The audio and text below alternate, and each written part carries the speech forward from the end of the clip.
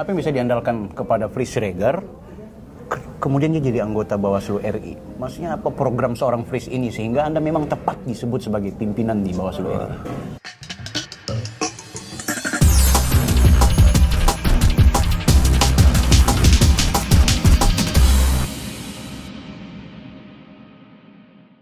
Hai, bersama Bang Bill. Assalamualaikum warahmatullahi wabarakatuh. Spesial sekali edisi bersama Komisioner Bawaslu RI, Fritz Reger. Sehat, Bang? Alhamdulillah, terima kasih. Abang, ya? Boleh. Saya baru memenjarakan Pak Muhammad Afifuddin bersama offside saya. Siap. Ini podcast spesial buat, memang edisinya Pilkada. Saya mau nanya, kenapa ke Manado? Kenapa ke Manado? Mungkin pertama karena nggak bisa juga dibilang karena indeks kerawanannya paling tinggi ya, nggak juga. Tapi mungkin karena teman-teman di Bawaslu Provinsi, teman-teman di Bawaslu Kabupaten Kota, termasuk orang-orang yang asik. Jadi saya senang pergi datang ke Manado. Iya. Punya keluarga di Manado? Oh tidak. Asli Fritz Reger itu dari mana sih sebenarnya? Fritz Reger itu dari Sumatera Utara. Dari Medan. Fritz itu memang nama Sumatera atau nama dari Eropa yang kemudian diimpor ke sini? Nggak juga. Kalau Fritz itu sebenarnya kalau kita melihat kepada artinya, itu artinya adalah pengawal yang baik.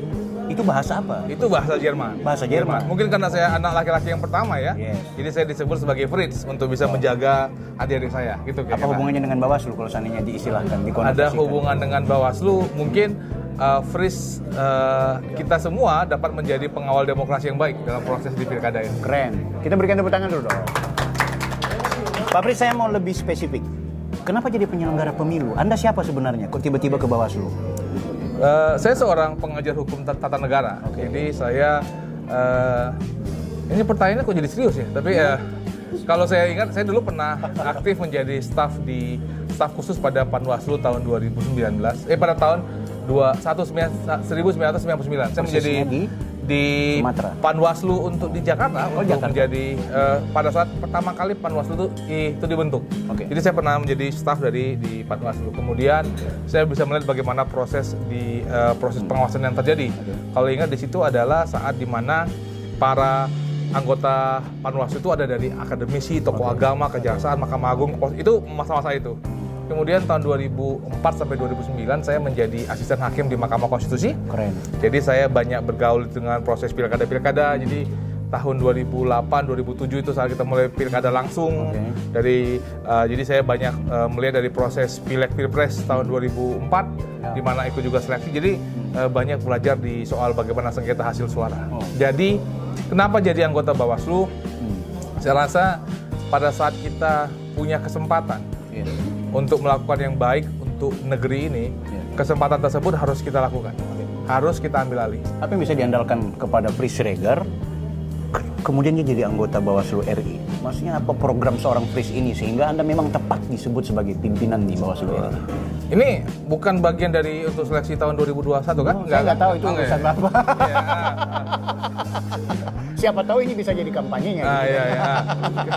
Kalau kita lihat bahwa sekarang kan kita mulai proses modernisasi. Misalnya kawan-kawan sekalian sudah banyak yang megang WA, kita banyak mengacu kepada teknologi misalnya. Salah satu janji saya dan saya letakkan sekarang, apalagi sekarang saya menjadi Kordif untuk Datin, itu bagaimana proses teknologi itu terjadi dalam proses pengawasan.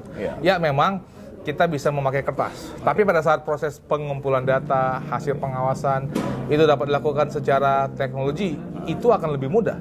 Kalau kita lihat pada tahun 2019 pada saat pileg pilpres, kita melalui Siswaslu dan Gowaslu misalnya, kita bisa mendapatkan hasil pengawasan ataupun C1 dari masih TPS itu hampir 600.000 dari 800.000 TPS yang ada. Itu bagian daripada hasil pengawasan. Belum lagi kalau kita punya hasil-hasil pengawasan yang kita dapatkan dari pileg pilpres itu bagian daripada proses teknologi. Dan sekarang apalagi pilkada harusnya penggunaan teknologi informasi harus lebih banyak dipergunakan. Dalam konteks itu apa sebenarnya pentingnya Bawaslu ke depan? Atau dia kembali ke kemarin aja gini, nggak usah jadi permanen?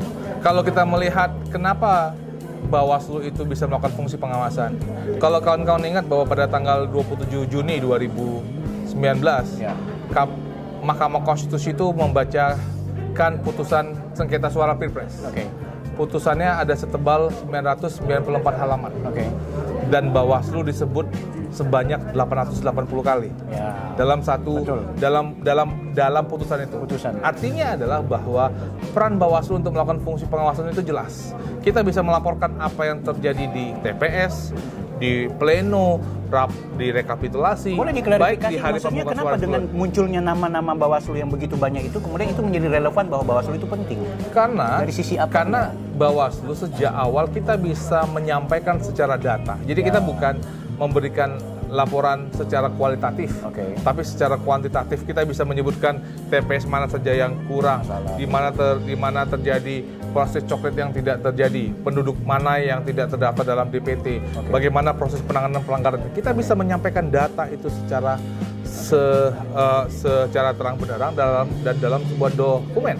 Dan dalam proses-proses sidang di MK misalnya, kalau kita melihat hakim MK itu suka bertanya, bagaimana pendapat Bawaslu soal ini? Bagaimana pendapat? Karena kenapa? Karena yang hadir tuh kita, pengawas itu, baik Bawaslu kota maupun Bawaslu kabupaten yang memang terlibat dalam proses. Jadi tahu bagaimana persoalan. Apalagi kalau kita melihat proses kepermanenan Bawaslu yang sejak tahun 2017 atau kita bilang 2018. Yang orang-orangnya hampir 80% itu adalah orang yang juga tahun 2017. Mereka sudah terdidik sejak tahun 2017. Bagaimana pengawasan, pencegahan, pelanggaran, bagaimana buat kajian. Mereka sudah punya pengetahuan. Jadi mentalnya udah bukan lagi mental ad hoc yang selama ini seringkali terjadi. Mereka punya keberanian untuk menyatakan sebuah pelanggaran adalah sebuah pelanggaran. Bagaimana diketahui bahwa sebagai seorang pengawas pemilu kita membutuhkan keberanian. Dan itu dimiliki modal yang dimiliki oleh teman-teman yang Bawaslu kota-kota yang telah menjadi permanen yang baru saja merayakan ulang tahun yang kedua. Yang kedua, terakhir sebelum berpisah, pasca Bawaslu mau kemana? Saya percaya bahwa Tuhan itu punya jalan buat untuk kita semua. Boleh dikasih tahu Tuhan maunya kemana? Saya akan lakukan terbaik dimanapun saya akan berada. Jadi saya akan lakukan tugas saya. Kalau ada seleksi, saya akan seleksi lakukan yang terbaik buatnya untuk saya. Tapi saya rasa kita pasti punya tempat untuk membuat negeri ini lebih baik daripada sebelumnya. Termasuk jadi kepala daerah? Wah, sepertinya saya tidak punya ide untuk menjadi kepala daerah. Pesan buat terakhir buat kami di Bawaslu Manado di Pilkada 2020. Baik teman-teman, untuk di Bawaslu Kota Manado, untuk merawat negeri kita, merawat Kota Manado itu tidak mudah. Dan untuk menjadi seorang pengawas pemilu tidak mudah. Proses yang melelahkan, penuh resiko. Tapi itulah arti daripada sumpah kita sebagai seorang pengawas pemilu. Bapak Ibu, jangan lupa bahwa kita ini adalah satu tubuh, Badan Pengawas Pemilu. Bahwa Bapak Ibu bersama dengan Bawaslu Provinsi, Bawaslu RI, kita punya tugas untuk mengawal proses demokrasi di Kota Manado. Jangan takut, ini tugas kita bersama. Oke, Free Siregar dengan segala pikirannya. Kita berikan tepuk tangan.